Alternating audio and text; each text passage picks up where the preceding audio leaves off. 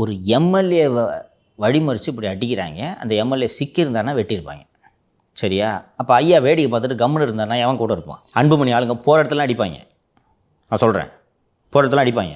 அதான் அடுத்தது ஆரம்பிச்சிட்டாங்கல்ல, பணம் கொடுத்தா வாங்கலாம், இனிமேல் அடி ஆரம்பிச்சிட்டாங்க. இப்போ நான் ஐயா கூட இருக்கிறேன்னு வச்சுக்க, நிம்மதி வழியில் நடமாட முடியுமா? பிஎம்கே வலுவாக இருக்கிற பகுதியில் என்னால் நடமாட முடியுமா? ஒரு எம்எல்ஏவுக்கு இந்த கதி.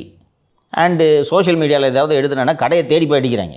அப்போ நான் ஐயா கூட இருக்கிறேன்னா எனக்கு ஐயா என்ன பாதுகாப்பு தர முடியும்? அப்போ ஏதாவது ஒரு சைடு சார்ந்து தானே ஆகணும். அப்போ ஜிகே மணிகிட்ட சொல்லி கொஞ்சம் நடவடிக்கை எடுக்க சொல்லியா அப்படின்னு சொன்ன உடனே டக்குனு எஃப்ஐஆர் போட்டு நீ தூக்கிட்டாங்க. இப்போது ஐயாவோட ஆதரவாளர்களுக்கு ஒரு நம்பிக்கை வரும், சரி ஐயா ஏதோ பண்ணுறாரு.